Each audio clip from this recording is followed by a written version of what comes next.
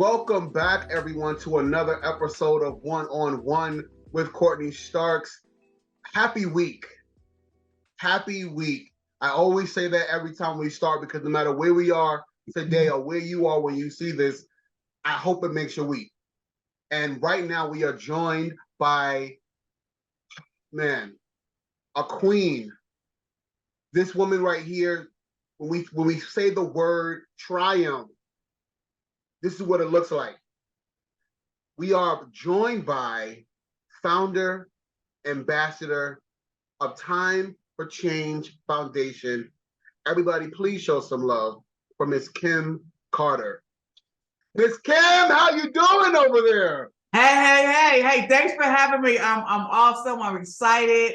Glad to be here. Oh, we are excited to have you. I am always looking to have people on my show who exude what that word looks like: triumph, determination, all of those things, a perseverance. We all have had battles, right? We all have things happen in our lives that take us out of our purpose, that take us out of our calling, that kind of can in some way, shape, or form can deter us.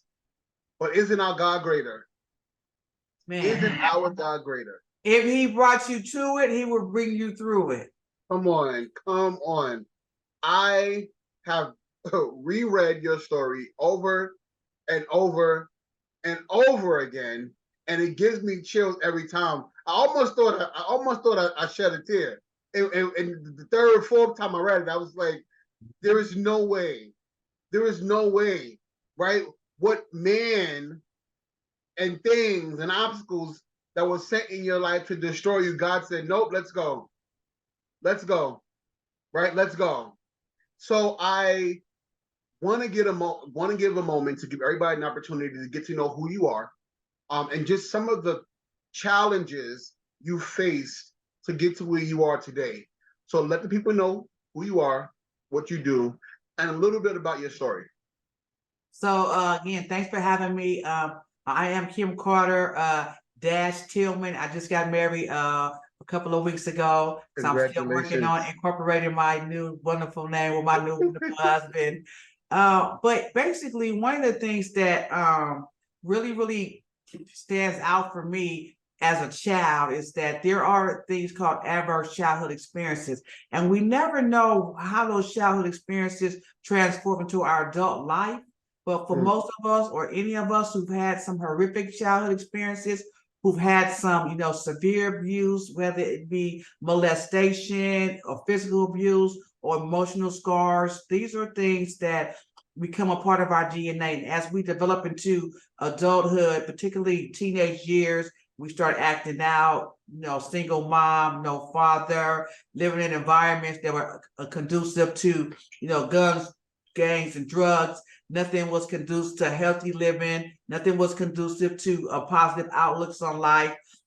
Social determinants of health, poverty, high blood pressure, all the stuff that plague our community, poor eating habits, not having access to healthy foods in the neighborhood. So like all these things contribute as a kid to how we're growing up and how we're being nurtured. Either we're being nurtured by some positive adults or we're being poisoned by some adults. Yeah. And in my case, I was being poisoned. And it turned to a lot of self-hatred, it turned to a lot of self-loathing, because if you're looking around and you are watching television and you're seeing people who look successful and you're saying to yourself, I should be like that. But the truth of the matter is you don't feel good about yourself on the inside. You don't feel good about the way that you look. You don't feel good about the way that you live. And you cannot keep comparing yourself to other people because you keep on coming up real short in that measurement. You keep coming up with they have and you have not. And there's nobody pouring into you to tell you that your cup, is half full. Yeah. And you speak about, you shared with us before just about the journey, right? To get to the opportunity, and I read where you had your first drink at 5. Starting drugs when you were at 17, and not having any, like you said before, positive role models to go, there are other alternatives. There's another way. there's another journey that you can take. And then the taxing on crime back when it was for drugs and things of that nature were not in our favor. They're still not in our favor at any We're point. still recovering. Let's have that conversation. They're never in the favor to assist and help. It's to lock us away and throw away the key like we're animals. And then you get locked up instead of being assisted. You go through this being in jail, being imprisoned. The system. You go through the systematic process that was designed for your black or your brown body. Your black, right. Because during the 1980s, you know, there was a proliferation of drugs right into the community. Crack cocaine became epic, and law enforcement put billions of dollars to build over 30 prisons over the past 20 years and only one university here in the state of California alone. And so we went heavily on tough on crime. We went heavily on, you know, addressing the drug addiction and the drug usage, but we did not engage the drug cartel. We did not engage the drug lords. We locked away the people who had succumbed to the disease of addiction and was the dope fiend. And so as you saw in the penitentiary, it was black and brown bodies. It used to be just men. Then women increased by 500%. And we start going in there. So when we start going into the prisons, who was taking care of the kids? And then once grandma got on crack, it was a wrap because there was nobody in the front porch sleeping no more. There was nobody telling you to take your little tail home. There was no neighbor out there telling you to take a little tail home. There was nobody. And our kids was left out there running wild and running rabid. And there was no response to that. Today, they have an opioid epidemic that was just as horrific as the crack epidemic. And what you see them doing now is putting thousands and millions of dollars into treatment, into safety usage. They got kids walking around with Narcan trying to bring you back if they can shoot somebody found in the streets who's overdosing from this fentanyl and all these other synthetic drugs. But that was not the response because Nancy Reagan was telling us just say no. In the meantime, her husband, who was the president, was busy running those airplanes over here with drugs from Nicaragua in order to fund his war in Contra Costa. These are all facts in Contra Costa War. These are all facts. It's all facts that the FBI was a part of COINTELPRO. It's all facts that they brought that crack cocaine into the inner city in Los Angeles. These are all facts. Yeah, we can definitely do it, especially when we think about community, right? Right, because in most cases, because we are not all aware, we all get stuck in the system in our mind, right? The lack of self-awareness and what that looks like and what that should feel like and how we can, as a people, gather up together and fight against those who are sent here to destroy us. Us. Now let's talk about your book, Walking Up to My Purpose. You spoke a minute about being in predicaments where we have been in nothing but pain. And how do we take that pain and turn it into purpose? So talk a little about your book. So I had two choices. When my life took a turn, I was going to either live in shame and guilt for the rest of my life for everything that I've done, or I was going to use it as a platform to let people know that you come back from that. And I was going to be able to walk with my head held high with a sense of dignity and pride, even though you know that I have been in prison, even though you know I used to be homeless, you did not be on crack. I used to say, okay, you can read about that. You still talking about that? I'm on the bigger and better thing. So when the COVID hit, and it's like, okay, I need to really take some time and actually put out, you know, this piece that's in my head. I wanted to get on paper, and I had the ideas, and you know, it's one of those things where when you're writing a book, and you know, you can tell your story. I've been sharing my story forever and a day. But when you put it on paper, you look for the perfect word, and that's not my style. I don't have the perfect vocabulary, but I got a great vocabulary because you understand what I'm talking about. Then it's like, okay, I want to make sure that it actually has a larger social context. I didn't want the book to be like, oh, you know, it's all my mom's fault, because the only reason why she mentioned the most is because my dad wasn't there. So at the end of the day, the one that's not getting talked about is the one that is missing in action. So you know, my mother did the best she could with what she had. But the book allowed me to share my revelations about me. I need to know what made me special, what made me triumphant is because I refuse to go back in the box. I refuse to go back in the cage. I refuse to go back in the shell. And I had to get to the place where on the inside that I knew I was enough. Right.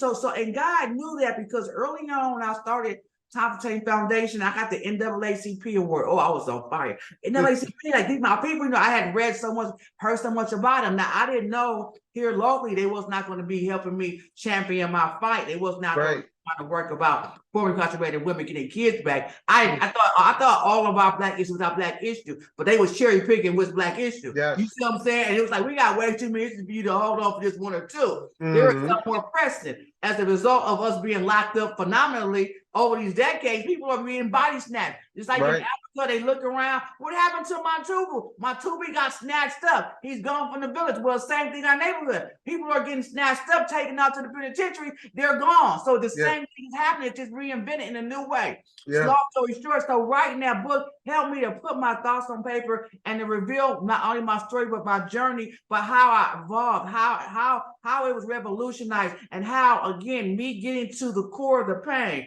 The pain was what a purpose was. The pain was where my purpose was. And as long as I keep running from the pain, I could never get to the purpose. But when I went and I addressed the pain head on, it led me right into my purpose. So it's kind of like some purposeful pain. Come on. You know what I'm saying? Some pain with a purpose. Yeah. And what it does, it allowed me to share and help other people who are in pain or are in pain to be able to walk through that, come on the other side. Because there's another side beyond that. But we can't hold on to the feeling of hurt and pain and grow into success and grow and elevate and innovate and get to the frequency in our mind we want to be. And we're holding to the pain. We have to process through. Now, the truth be told, white folks been doing that for a long time because they've been on the couch getting therapy and all that. We've been told, suck it up and keep on pushing. Right. Well, I was able to get my healing. And so in that journey, I was able to share. You know, my life has just been remarkable. When I think about, I mean, I'm sitting here talking to you right now today, but, you know, I can think about, I'm sitting here talking to Taraji P. Henson, and we're talking about the movie. She wants to do a movie about my life. And I'm sitting here saying to myself, I'm sitting here looking at Cookie. I am on Zoom looking at Cookie where I'm sitting here looking at you. Yeah. And I'm pinching myself while I'm trying to take a picture on the side. Hey, everybody get done talking to Cookie. You know, and long story short, I remember her saying, sis, I'm just amazed at how God has used you and how he has transformed your life. When I say from breaking laws to making laws, that's true. When I say from homeless to building affordable housing, that's true. And that's just how transformative the shift and the change happened with the evolution from God. And she's like, I want people to hear that. I want to tell your story. I'm like, okay. And then she was like, who do you want to play you? I was like, well, only one I think of play me is Cookie. Come on. She was like, well, no, because I'm going to be directed. So she was going to be directing this was going to be her second chance to direct, because she said she directed one episode of Empire. And so she's going to be directing. And so she was saying, well, she'll get back to me and let me know who she's going to find. So then, you know, I'm driving I try to keep myself down and humble because, you know, things happen in your life. You could be all so on cloud nine, but you got, you know, a bird in the hand on the bush. You got to wait till it materialize. And so I'm driving and she got a minute. Sure, I got a minute. Well, can you meet me on Zoom in like 30 minutes? I'm like, sure. So I get over, you know, I can always get to a Zoom no matter where I get to Zoom, and she's sitting there.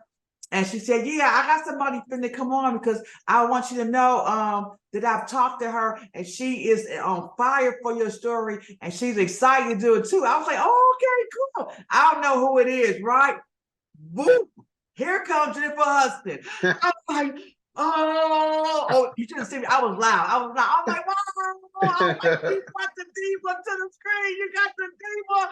I was like, at this point, I'm looking at DJ Hud. I'm looking at, I'm like, I'm just so happy. You know, no one can believe it. Nobody can believe it, but this is happening. You know? Like, I'm just so tickled. I'm just so tickled, so happy. And she was like, Sister Kim, she says, I read your story. She says, I'm excited to be on the project. Baby, you guys let me know whatever you need me to do. And then I was just, I feel like, and you know, within 2 weeks' time, we was on set and we were filming. and we were up in North Hollywood, Burbank, somewhere filming. And I was there with Jennifer and Taraji and the whole cast and crew of people that came on board for this project. And everybody treated me so wonderful and treated me so nice. I mean, from the hair, the makeup, the sound stage, like everybody was just so nice to me. And the reality was because the whole 5 days was all about shooting my life. Right? I was the topic of the whole thing. And one girl said, we wouldn't even be working if it wasn't for you. Right. You know what I'm saying? Talk about continuous opportunity, right? Yes, and I didn't know what the empire was going to look like, but I do know that Jennifer Hudson played me so well that I remember doing one of the scenes where she was finally talking and giving up some of the sexual assault I had experienced, and it's kind of like a throw, like how you just get it out because it's been stuck in your chest and your heart for so long.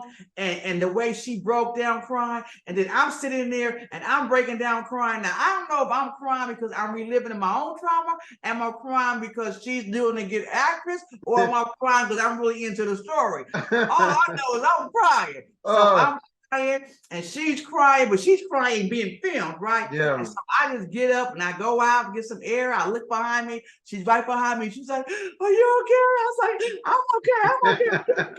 She was like, "Yeah, I'm okay." She said, "I told them I would start charging them by the tier." And I mean, we just start busting up laughing. But just the humanity of that sister to even care about stopping with her filming to check in on me, to make sure that I'm all right. You understand what I'm saying? Yes. And since that day, this sister is my friend. I mean, I've been to her birthday party. She's participated in my event. She sends clothes for my women in my different women's shelters. I mean, we back and forth through Instagram and, but that sister, the 17th EGOT, right? Jennifer Hudson, go to Jennifer Hudson's show. She is just amazing and down to earth. And it's kind of like, I feel like I gained a little sister with her. You know, nice. That's just how amazing that the experience was. And it left an impression on her. It should have an impression on me. So you can go right now to Amazon.com and you can watch the movie. It's called Tell It Like a Woman.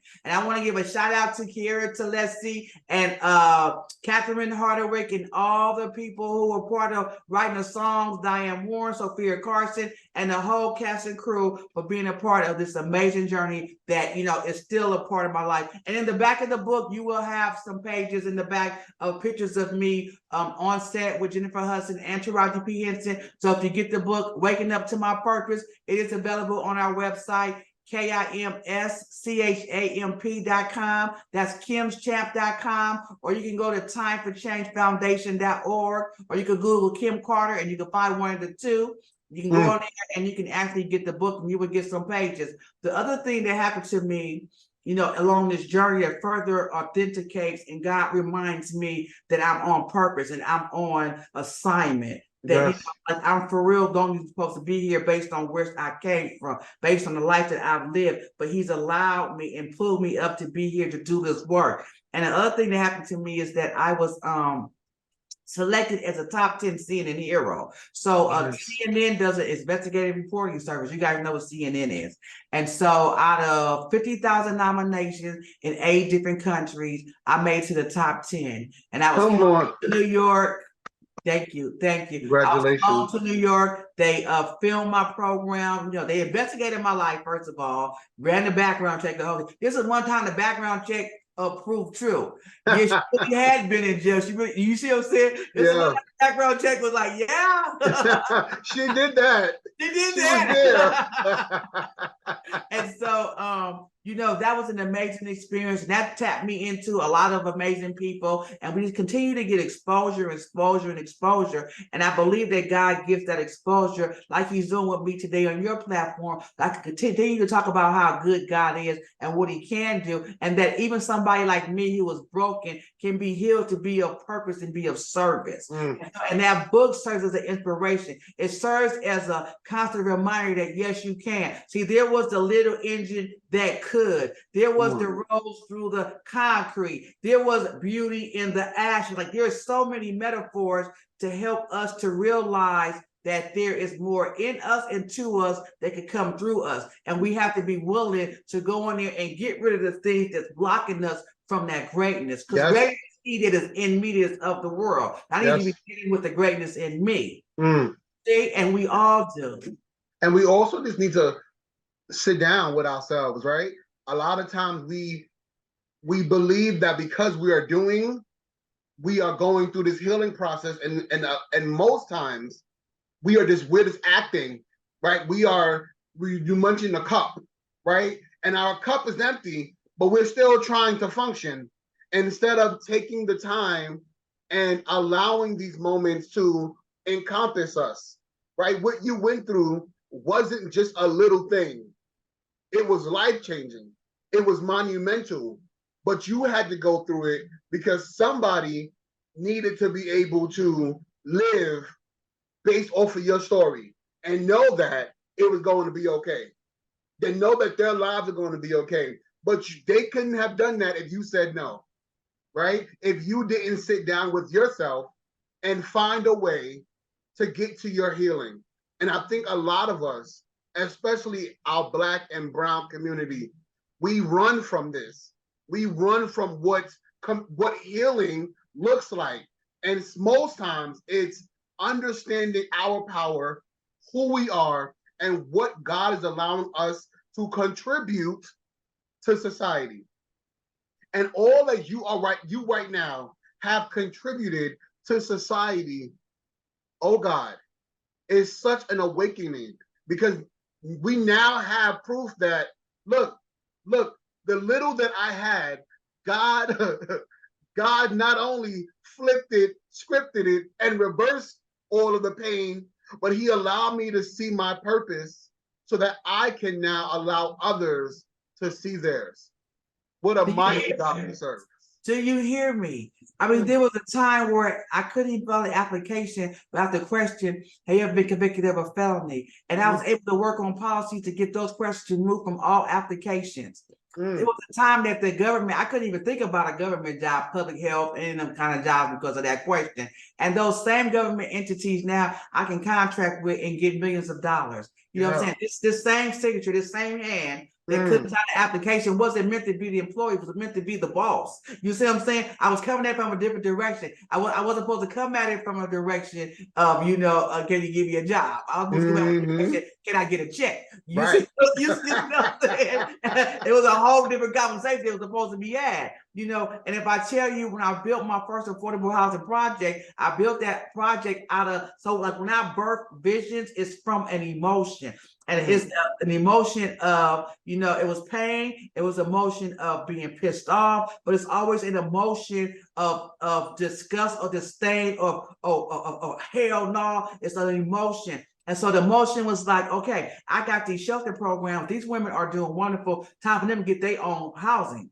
And so I'm expecting that the government was actually doing what it's supposed to do, and you had affordable housing for these people ready to go, and I'm getting them all cleaned up, credit repaired, ready to go, and there's no housing available for me, but I got to move them forward. My waiting list is getting long. You see, I already had like 3 facilities at that time. So I'm like, I got to build my own housing just like that. So I can imagine what Noah felt like when God said Noah built that ark.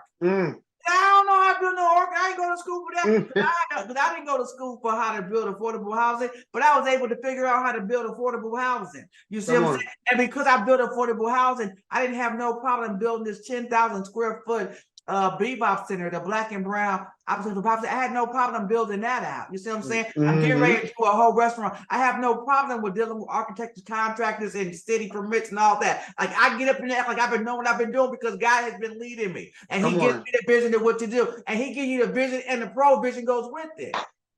The provision goes with it. When he showed me because I was watching on YouTube, and this sister was like, she was like, you want to know why we burning down stuff? You want to know why? She goes, we don't own none of this right here. We had a Black Wall Street, and y'all burnt it up. We had Freeman Bay, and y'all stole our money. You said, every time we try to get something, you go there. So we burning down the Target. We burning it. Don't act like we're burning our own community, because we don't own that stuff right here. And when she set that fire in me, that fire said, well, we need to start building our own then. And at that moment right there came the vision for the Bebop. The name Black and Brown Opportunity for Profit Center came right then and there, and the provision came, and the land to do it came. Come on. Come on. Come on. And I was living 700 miles away. Mm. When I got the vision and the provision, it had to bring it down here. Come on. Because God's going to give you, because one thing God's going to do is give you an assignment and see you through it. And the result of me doing my assignment, come on. He knew that I had stayed up in that house a little lonely. He blessed me with my wonderful husband, Mr. Anthony Tillman. Talk about abundance. You see what I'm saying? Abundance. He made a girl do something. when you sit back, because I know for me, I'll be in full-blown tears every morning. When you sit back and kind of go through all of the things that God has assigned you to do, saw you through it, made it a success, prepared the table in the midst of your enemies, what do you say? What does that feel like every morning, knowing that God has not only just blessed you, but he blessed you abundantly to be a blessing unto others? I just want to tell you, and this is one of the things that I really, don't get me wrong, I know I'm great. I know through him all things are possible. You know, I know that, but I don't really sit and relish in that. I just don't. Like, I'm always on to the next thing. Like, I don't sit and relish in what was done already, because every time I drive around the community and see people sleeping on the sidewalk, I know the work ain't done. Every time I see women struggling and their kids, the foster care system is still open, right? Then my work is not done. Kids are still getting dropped out at 18 because the check ran out, right? My work is not done. People, seniors still don't have affordable food after they don't work all their life, right? My work is still there. As long as they're still suffering in the world, my work is not done. So I get moments of joy and happiness that related to work. Like I said, I just had a beautiful, beautiful, beautiful wedding. I just turned 60, and then I wound up at 60. Come on, at 60 years old, here I go get my husband. And and the truth be told, when you are successful, when you are a little infamous, because you get a lot of fame that come with all the articles and stuff like that. A lot of guys is like a little, thinking whatever they want to think. So, guys always want to work with me. Yes. They was not hitting on me. You know what I'm saying? It was like, that's the queen right there, the queen right there. But where my king? Where the king at? Right. Where the king at? You said all these court jesters. Where the king? And God sent me my king, and I recognized that was my king, and everything has been good. Everything been good. I've been overpaid, overly blessed, but I really don't sit and I don't pat myself on the back of that, because see, for real, I never forget where I brought me to. I had me to a place where all I could do was smoke crack cocaine, live in a one-room motel room. Sometimes when I had motel money, never was in the hotel, was in the motel, and I used to ask for a motel room with the refrigerator. With the bathroom inside, because in San Francisco the bathrooms are down the hall. So my last dream that I had of something was a motel room with a bathroom inside. So for real, anything that happens above ground, I'm already overpaid. You see what I'm saying? And when I had an apartment, it was the best apartment in the world. I've never had an apartment in my whole life till I got clean and sober. You know what I'm saying? I'm celebrating 30 years clean and sober right now. March 15th is my birthday, my sobriety birthday. And I celebrate that like I celebrate none other, because I know that one day at a time, through the grace of a God, I keep allowing God to use me. I keep staying focused on him. Focused on him. And every time I have any interview or any story, everybody's going to know that I was homeless, on drugs, a prostitute, and all that. Because I'm never going to set myself high and let God be the top. Yes, and tell that story and share that testimony. I look like this today, but I didn't come and look like this. I used to work in the bath. You know what I'm saying? I used to have meals on a regular basis. And that's the truth of it. But unless the people out there know now, the girl on that bus bench, don't count her out, because you never know what she's gonna be doing next year. Never know where God gonna pull her. God gonna place her, right? You understand what I'm saying? Yes. Now, how you're doing things on a larger scale, and I know a lot of times, we don't know where our blessings are coming from or who we're supposed to be blessing, and just because it may not be large scale on network television doesn't mean that it's not impactful. what do you believe people can do in their local neighborhoods, in their local communities to give back, to be a part of what this community is supposed to look like? I would say the first thing is whatever charity is dear to your heart, start volunteering. Whatever you see going on in your immediate community, start contributing. You know what I'm saying? You may not get no shine right now, but keep on going. You might not get the headlines right now, but keep on going. But eventually your work gonna show for itself.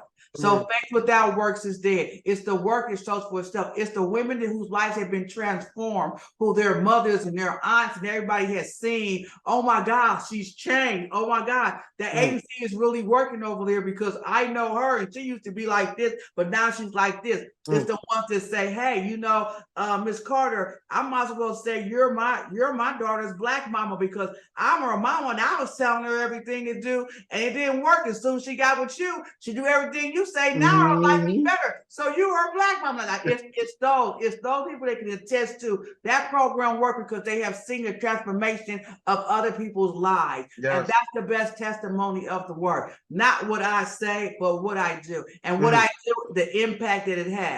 320 children from foster care and living with their mom because I had an idea that I could build my own affordable housing, because I had an idea that we could challenge that system, that I had an idea that we can go ahead and attest to some of the qualifications and criteria to even get your kids back. Because we all know one thing for certain, two things for sure. Foster care is not the best parent. As we see with all the foster care youth that's on drugs, in jail, and all the rest of that. So hold yourself accountable. Why are you trying to hold my sister that's in poverty accountable because her license is out? Come on.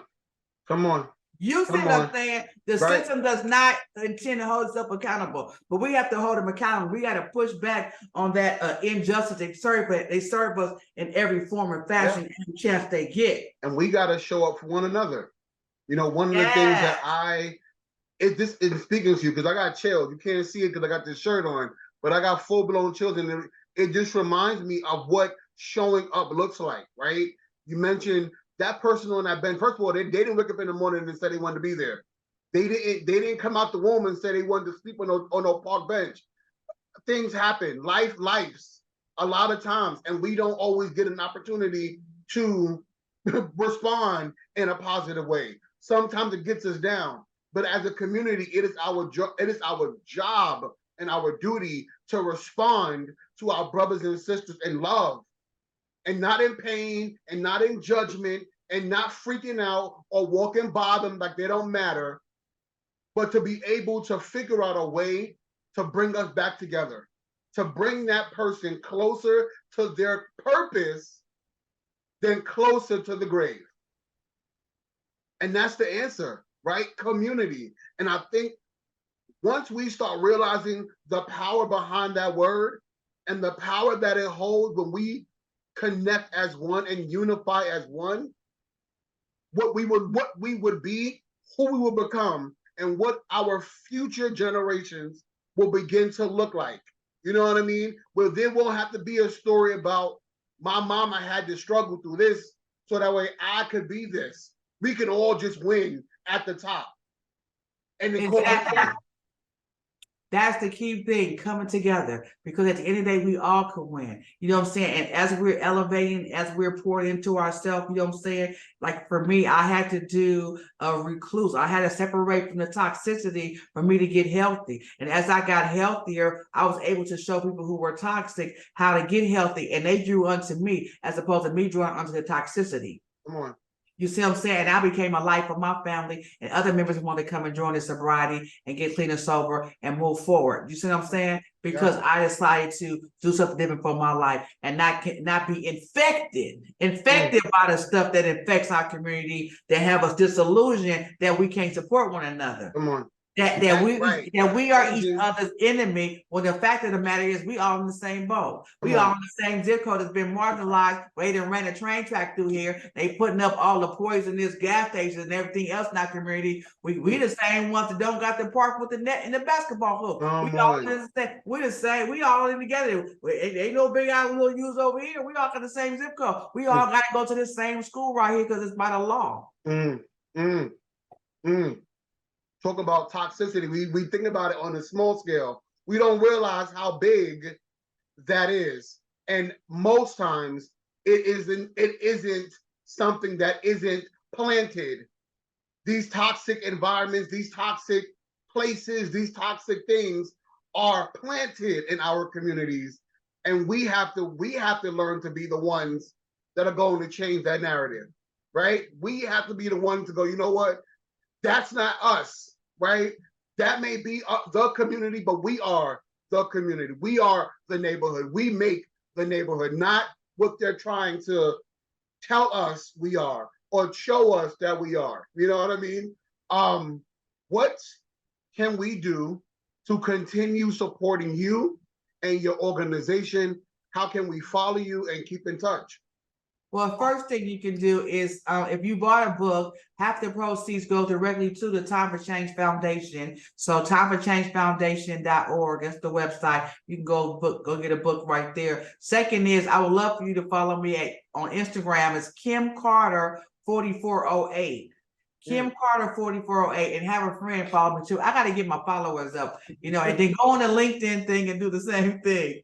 Okay. And do that. But at the end of the day, I would say to all your viewers and your listeners, you know what I'm saying? Be true to yourself. The fearless self-searching within. A fearless self-searching within to go inside and find out what makes you tick, who you are and who you're not, and walk in your authentic self. Walk in your truth. I don't care what room you walk in. I don't care if it's the governor in there, the president in there, president in there. You walking in as you. And you are good enough. So walk in with your head held high because you are enough. But you got to go in there and figure out what is and what ain't. Because a lot of times there's some confusion going on inside of our inside. And that's why we walk around willy-nilly, not really knowing what's going up because we haven't went inside. Go inside. You said it earlier. Get with yourself and go inside yourself and see what's going on in there. Because that's where it all begins inside of you. Yes. You can't change the world if you can't change yourself. Come on. There is a young woman watching this right now who is going through what you've been through. How can they tap in with you? How can they reach out to you? Because right now it's all about family, right? It's all about us and connecting the dots so that everybody gets an opportunity to live in their purpose and not in an unjust system built to destroy us because they are afraid of our greatness. So how can we get people over to you? Are these programs okay? What is it called? First of all, we have a phone number. It's 909-886-2994. You can always call that phone number. We have the website www.timeforchangefoundation.org. But the best way to find it, if you go to Kim Carter 4408 on Instagram, you're going to see the link in the bio. That's going to get you directly there. You know what I'm saying? If you go to Kim Carter 4408, then you hit me in the DM as well. So go to Kim Carter 4408. Go to Kim Carter, Kim Carter. I ain't taking my Instagram name and tell me yet, but right now you can still get it, Kim Carter 4408. But I will let y'all know it will be changing one day soon because I think just get married. So everybody, I hope that you took today and you listened. You listened, right? I think a lot of time we come on these shows, we listen to these podcasts, and it gives us a feeling that's real temperamental, right? It's real kind of emotional. Let's take what you can get right now and use it to put in some work. Because feelings and work are two different things. What are you going to do today to better your community for tomorrow? So I hope that you guys have enjoyed today's episode. I hope that you are listening to the words of our queen, Miss Kim Carter right here. And I hope that you're going to do something today positively to work towards community, to work towards building community. And it doesn't have to be on a large scale.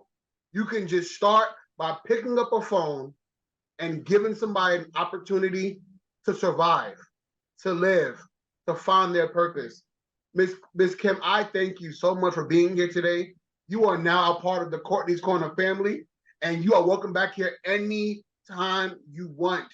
We love you, Miss Kim, and thank you. We honor you for all that you do and continue to do because you love because you love, period.